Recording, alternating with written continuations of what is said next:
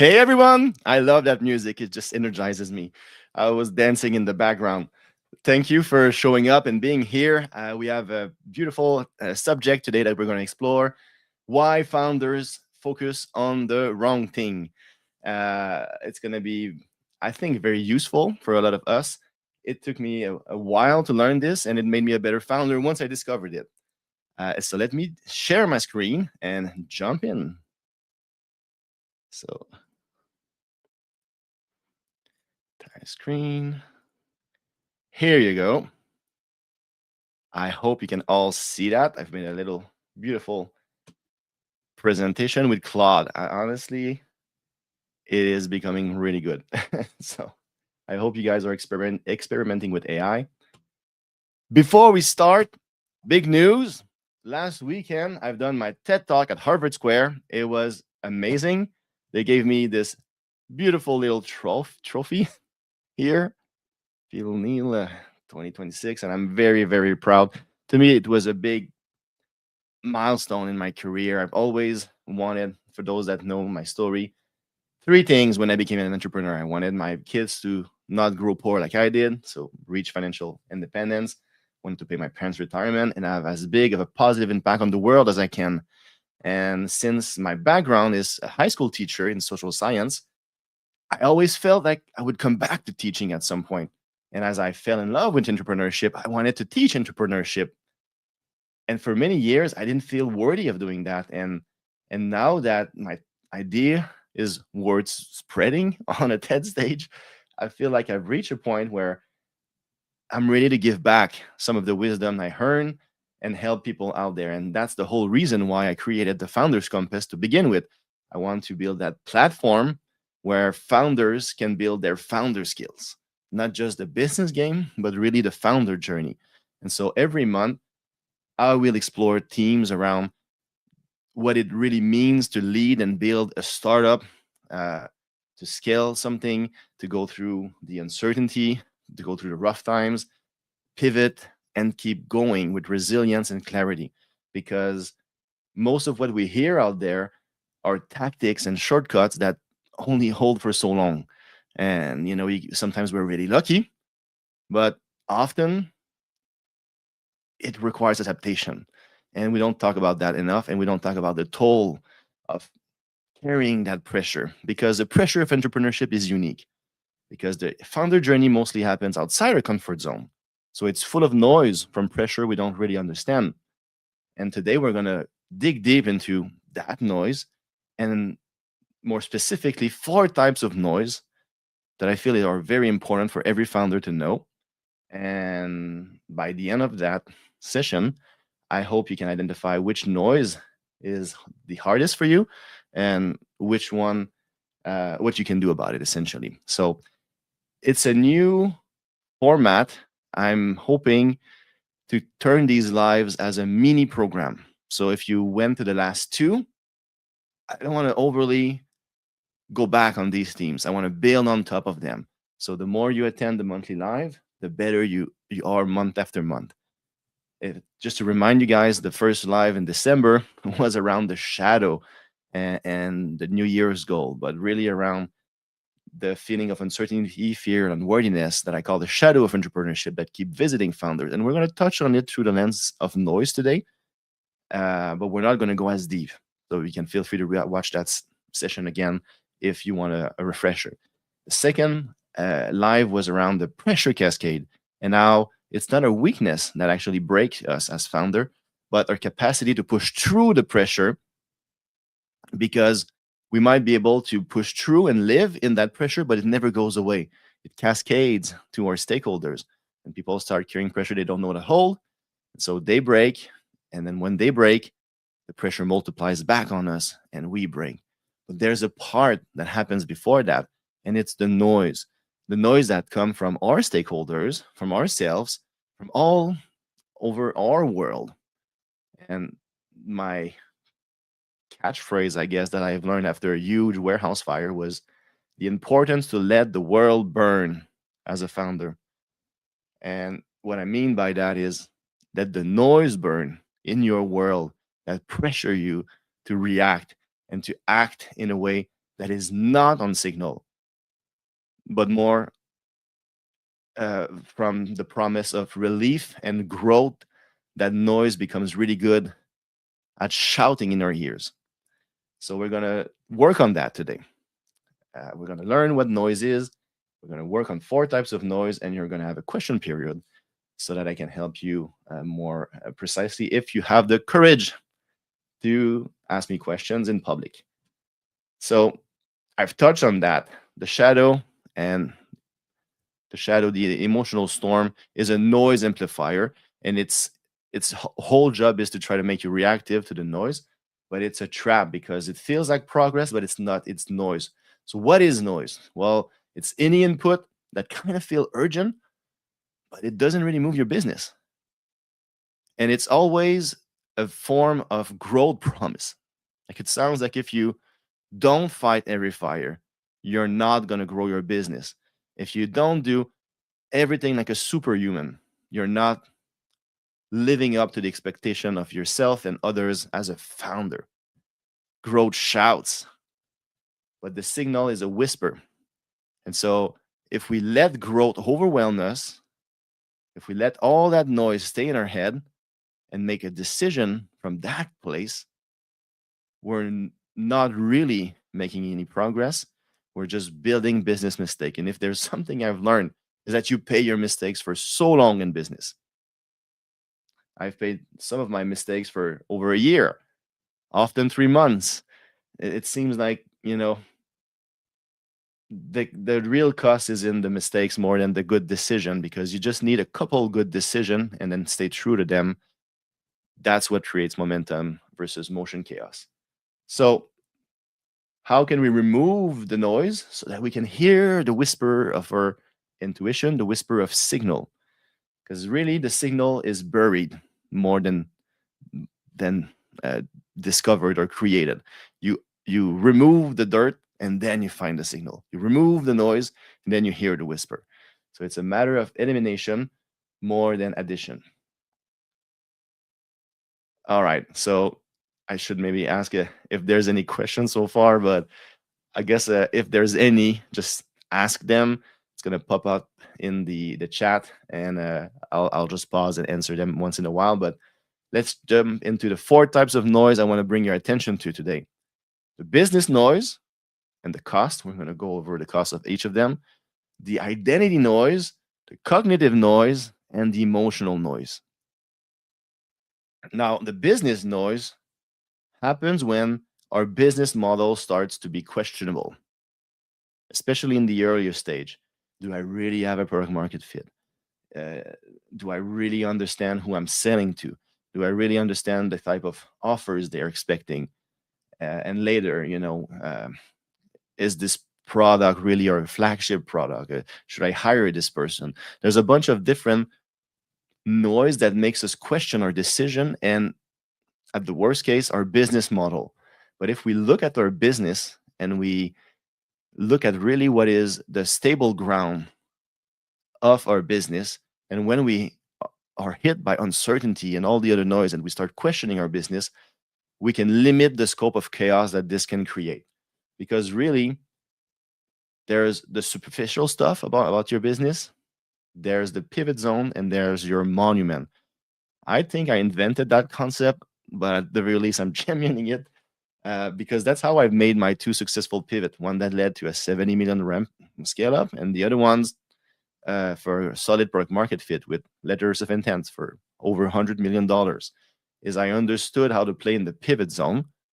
And there's many layers of strategic thinking. But for the purpose of this specific session, what I want to focus on is the monument. And so your business exists for reasons, and it's full of different departments, layers of offer, messages, products, processes, and some of them are so crucial that if you were to remove or invalidate them, it will never be the same business. For example, founders compass. If we remove founders, it's no longer founders compass. But another monument of mine is the shadow of entrepreneurship. you know, my core wisdom that creates a stable ground in my business. Then there's the pivot zone. And all of that is very different from one business to the other. In my case, I could decide that right now I'm expressing my technology, my wisdom within the context of programs because I want to build a platform. But that's the how I'm delivering my what, my monument. If I end up lacking resources, I can always pivot my what, my how, sorry, into an online course, into whatever, a book, or there's many a consultation. There's many different ways that I could change pretty radically my business without changing its nature. And then there's the superficial stuff, my LinkedIn lives. They're super cool, but at the end of the day, if nobody cares, I'll just find a way to provide value in another way, and it's not going to change much of what I do, right? Posting on LinkedIn, there's a bunch of different things that I do that are very important, but are not fundamental to the business I have. And so I can detach myself from them and play with my little blocks so that I achieve a pivot if the market is shifting on me and it's getting hard to hit my metrics with what I'm currently doing, or if I have to make a decision and bet on my company and take risk, then it's much safer to bet on my monuments, bet on understanding founders better, bet on making my concept more tangible, more operationalizable. Because in doing that, I know that the value I'm creating will stay. And I also know that it's going to help me understand them better so that they can have a better expression of uh, in how they're being mobilized. To give you some perspective, my first business was in distribution. Now, my customers were not a monument at all. I had supplies, my capacity to bring in supplies and transfer supplies was the monument. If that didn't have any value anymore, then my business, it's time to pull the plug, right? But I could sell in different markets. I could sell in the healthcare market. I could sell the same supply in the industrial market. I could expand my model and I could even pivot the whole branding and positioning without chipping away the core monument. So that's how you break through the business noise, is by having a clear understanding of what you cannot remove from your business. Otherwise, it's not the same business. If Facebook became Meta, it's no longer the same business. They became Meta. They changed their whole name too because they don't have the same monument. They kind of build from the original monument, but it's not no longer the same business. And so sometimes if we anchor ourselves too much into something in the superficial or pivot zone, or if we hold on to a monument but we're also changing them at the same time, then we end up wasting resources that would be much more efficient had we just killed the company and started fresh, transferring, sure, the assets and everything else, but approaching it like a new business. So it's a big concept. I know I just touched the surface of it, but I want to get through the four of them. So identity noise. As founders, we live in a world of opinions, and there's great business people that I love, but that for marketing purposes are anchoring themselves into black or white. You have a Gary Vee that will tell you to hustle and publish and publish and publish and go to garage sales. You have Alex Hormozy that lives and dies on his systems, and then you have uh, Steve Jobs with ideas and leadership. And so there's a bunch of different narrative. And at the end of the day, there's really five that make their way into our own identity in our brains as founders. And the problem is not that there's one better than the other. The problem is that they're better in different contexts, but we're not given that perspective. And so they become noise in the wrong context. The achiever, post, garage shell, push through and all of that. usually leads to burnout. And it's the primary archetype of startup founders, um, because you need to achieve in the beginning. It's founder-led sales. You have to go do it, but you have to do it in a smart way. That's like a sprint with limits and recovery and renewal period. And then at some point, if you are an achiever and you raise a Series A, and now you're no longer validating your product or your idea, you're actually validating your business model, which requires dedication. That's going to be counterproductive. It's time to shed that skin and embrace a leader archetype. The navigator is the kind of archetype that lives and dies from his advisory board and always goes to YouTube to find more ideas. And they're overcautious because they think there's always a better external frame to making a decision. There's wisdom that they need to find for them to be better. And at the beginning, yeah. And then throughout your journey, at some point, yes. Otherwise, you're an arrogant and you're not humble enough to see things as they are and broaden your horizon. But then it's also true that you have to live your own story, and you have to take every decision is a bet. And so there's no perfect decision. There's quality decision, and we can learn to make better quality decisions. Doesn't mean they're going to be right, but if you're not comfortable making bets as a founder, and you're not testing your intuition through these bets, then you're never growing and learning. The strategist typically becomes a puppet of data, puppet of their system, puppet of being right, because they're very good at metrics, they're very good at structure, they're very analytical typically, but then we never have the data, especially in the startup phase. It's bets, even with data, you're still making a bet. So there's no black and white, really, it's an illusion. So there's a moment where the strategist needs to leave some room to the trailblazer, which can come up with different ways to do things. But the trailblazer tends to be a lone wolf because they're puppets to novelty. I tend to be a trailblazer. It's very hard for me to just do the best practice. I always want to do something different because I think that's where I'm going to get my leverage. And it's true. And it's a superpower at the early stage. But when you reach a stage of business where you have to delegate, have a team, then everybody's going to hate you because you're going to be hard to follow, and you're going to confuse things that require creative thinking to what just requires execution, and you're not going to be efficient. And lastly, the leader. The leader, you need to be. That's the president mindset. Yes, anchor yourself on the vision. Hire, find, build a team to support your vision, your mission, and lead them. But in my first business, our most toxic partner was a leader.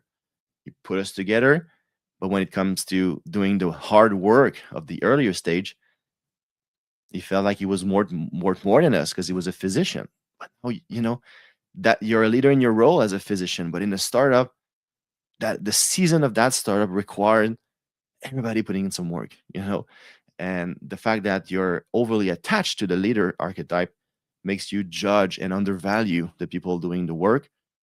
And these identity noise often erupts as founder conflict. So that's why it's important to understand your default mode and understand that it's just a tag. It's not something that's gonna, it's not your big five psychometric assessment. It's something that changes and can be a powerful if you have that agility to adapt to the context of your business. Right. So then the cognitive noise is kind of related, but it manifests itself more when in the mechanism of decision making. So that's kind of like design thinking 101. But I believe, there's primarily four types of modes of thinking cognitively where when we approach a decision.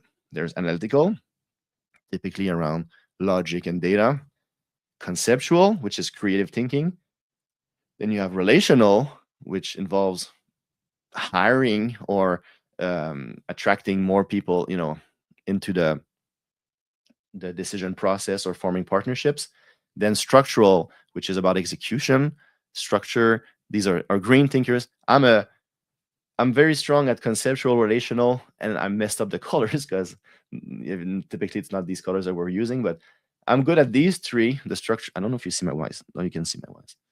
But conceptual, analytical, and relational are my strength, therefore making me a divergent thinker. I need a green person, structural, to converge my ideas into momentum instead of just motion. And if you're all four, it seems like you're better, but it's actually a curse because each of these quadrant are like an advisor in your brain arguing for a decision at 3 a.m. And so if they have an equal voice, it's just harder to make a decision. But if you only have one voice and you don't embrace courageous decision making, especially under pressure, you're going to always go back to that quadrant.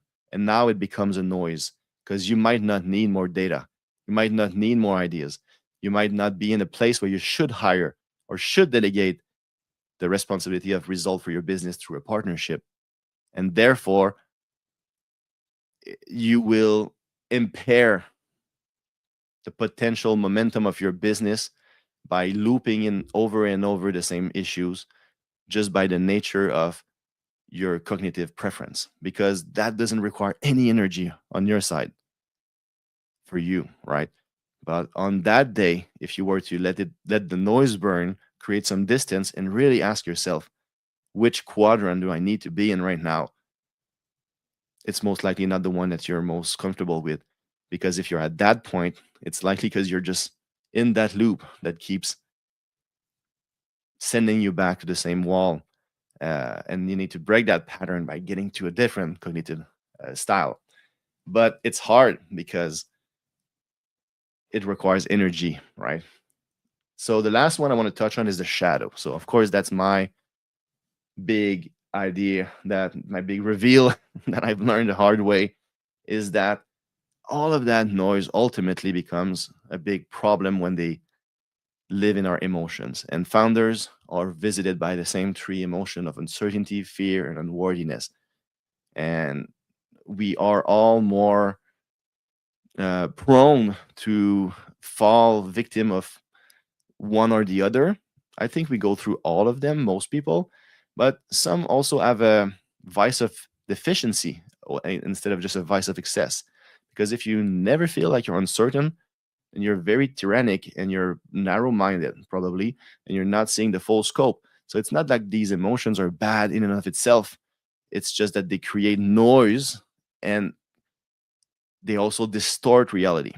Your cognitive noise will, lead you to a bad place, but it typically won't amplify the problem, mess up the story of what's really happening, versus the emotional noise. That's the big trap, because it also is very painful. And so you want to relieve yourself from that pain, and you are just jumping into that story, which is not true. Are you really about to lose everything? Or is your fear just loud right now? You know? And so calming yourself, clarifying the noise, and then committing to a quality decision, staying true to it when the shadow tempts you with relief to change, is a crucial, crucial skill. And I believe that if we were better at capturing the shadow of entrepreneurship, we would see that behind the inability to identify product market fit, read market signals, and all the stress and burnout and that we see in the data over startup failure, the emotional noise, the shadow, would be the root cause of all of that. So I really encourage you to, when you feel uncertain, not treat it as a business issue, but as a founder issue, and not go seek business advice immediately. Go into your cognitive noise, go into the identity noise, and look and remove stuff, because you're going to find the signal yourself if you practice that. Okay, so I'll pause here. I want to hear from you guys. I don't even know how many people are in the room, but I can see a few comments. I see Nikki just made a comment. Uh, which noise did you resonate the most with? today?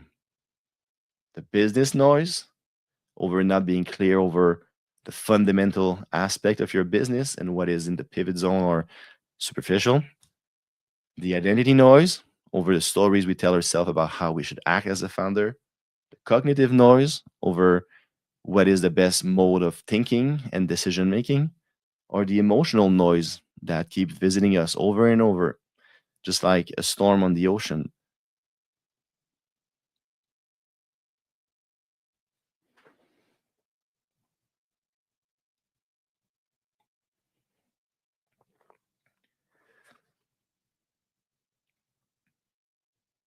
I see a question here.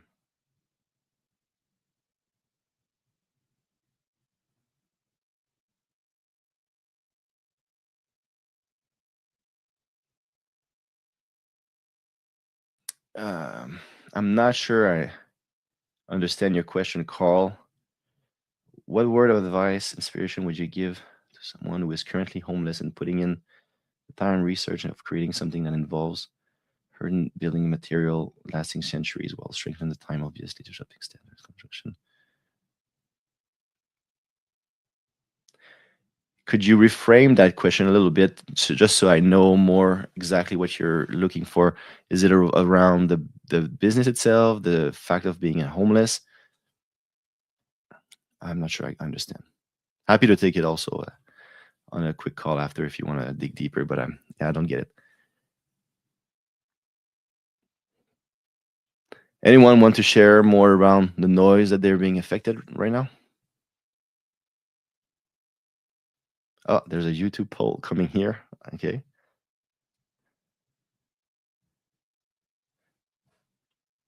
Good. Next time I'll make sure I can see the YouTube poll. I'm sorry, guys. All right. I want to leave you with a question. So, am I reacting to this because it's real or because it's loud?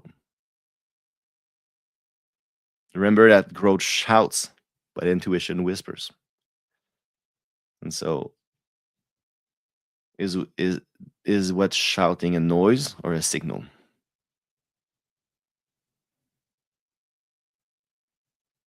Yeah. Thank you, Nikki.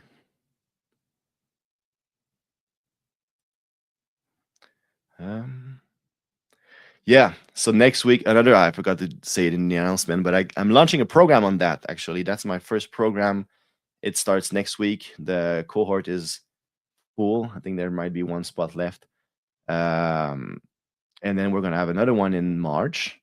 But I've built an 8-week program on that to have a personalized understanding of the kind of noise you're mostly vulnerable to, getting that clarity, and building my protocol of calm, clarify, and commit.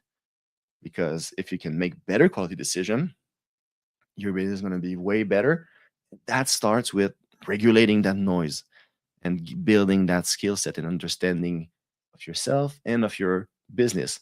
So if there's anyone interested in joining the program, just drop interest in the chat or reach out to me on LinkedIn through a DM or info@philneal.com as well, or info@founderscompass.com. To someone who is on list without having their voice or decision bought and paid by the noise of investor.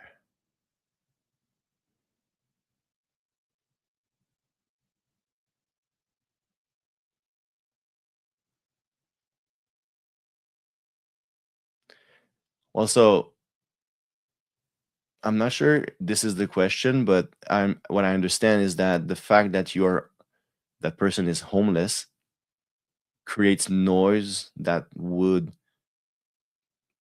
make investors or customer lose, it would lose credibility from what I understand.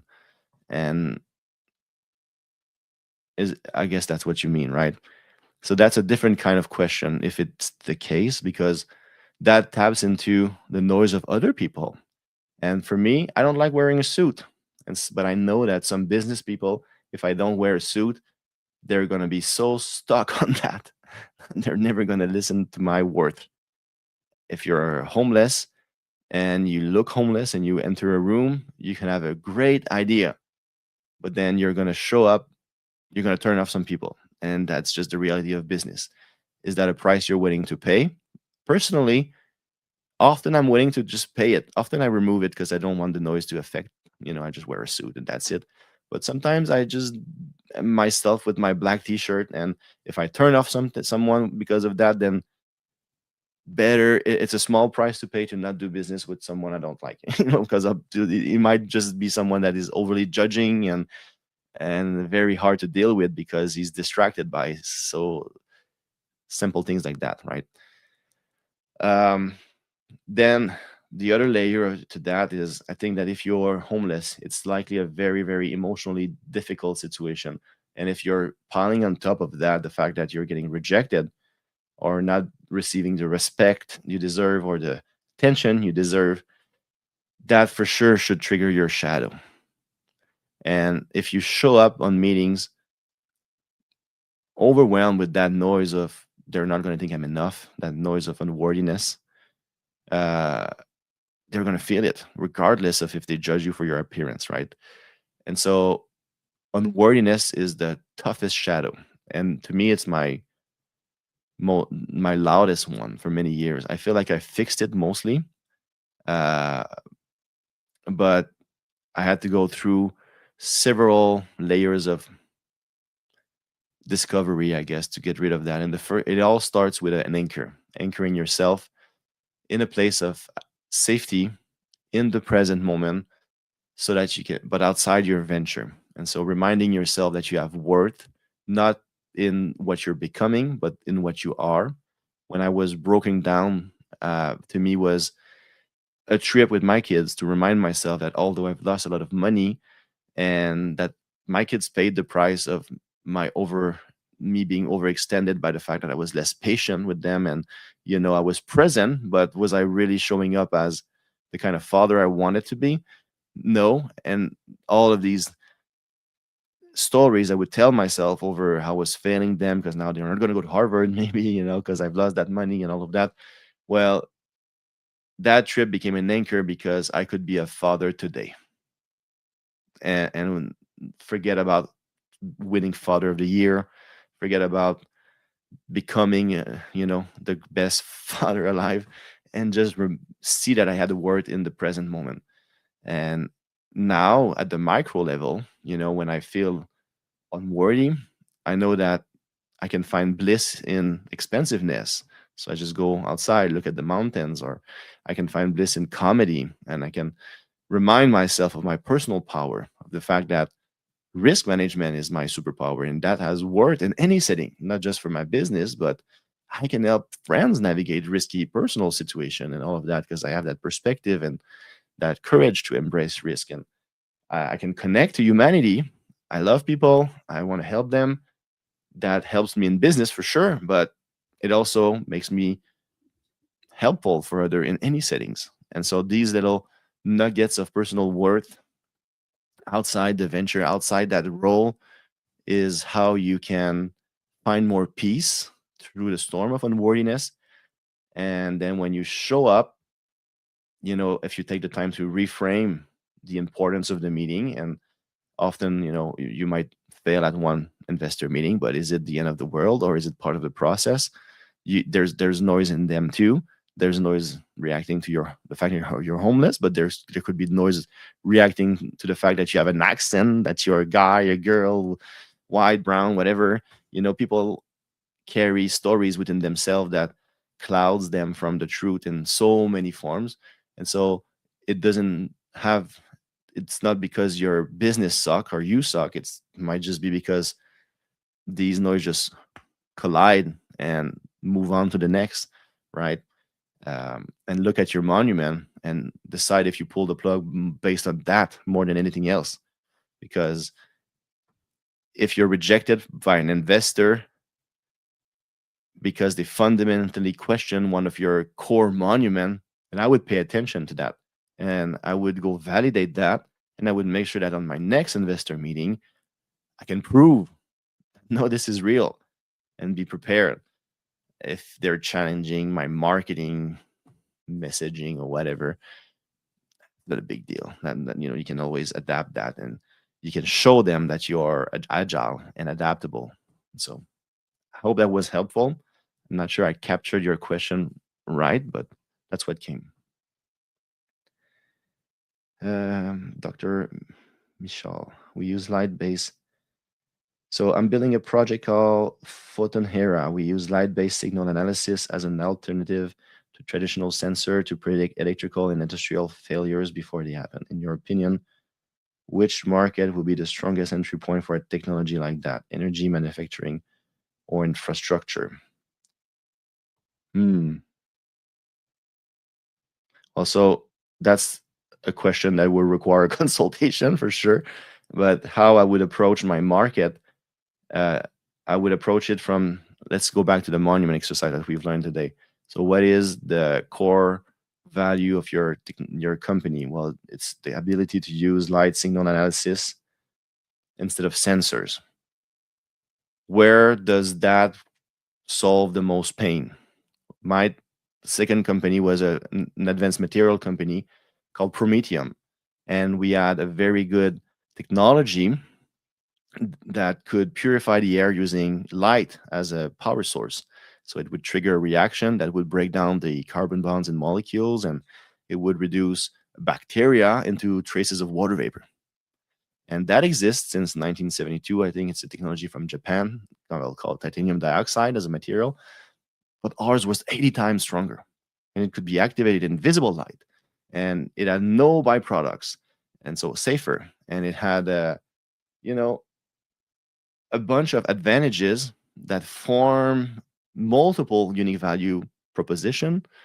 And when we tried to launch it as a general HVAC air purifier, the market wasn't ready because it was just after COVID, so we couldn't hit product market fit. So what I did is I've looked at every sub um, component of my unique value proposition, from being more flexible to be activated with visible light instead of UVC, generating more free radicals, so 80 times more efficient, better against VOCs in a single pass, and all of that. And I've looked at, if I were to double down on one of them, is there a niche market that's big enough to be exciting? And what we ended up achieving is that our single pass efficiency against volatile organic compound, the VOC, the gaseous pollutant, opened up very large niche market for us, namely the pool industry with trichloramine issues, but also in oncology and different types of market like that, that we could bring a solution that wasn't possible before. And so I went and I validated that, found found out that, yeah, that's real, and there's reception to that, and we could find design partners to turn that into a solution. And so I pivoted, same core technology, but instead of HVAC stuff, it's going to be a custom solution, a component. And so that was in my pivot zone. I think that's also a really useful way to assess which market you should go into. Is you should look at the size of the market, the value of your unique value proposition. If it's not clear, you go in more details and you layer in your value proposition and your differentiator. And eventually you're going to reach a point where, okay, I got a couple good hypotheses. Let me just go and talk to these guys and validate if that could be a monument, that, if that monument could be pivoted into that realm, that industry, that expression, and it's worth me investing or fundraising for. Um, so I didn't answer specifically your question, but I gave you a way to think about it. Hopefully that helps. Any more questions before we wrap it up for today?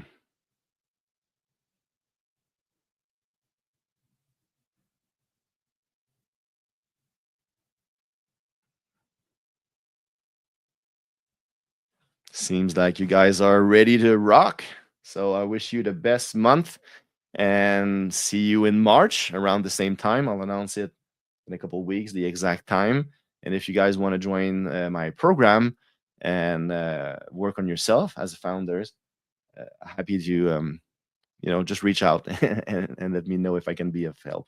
So take care and see you soon.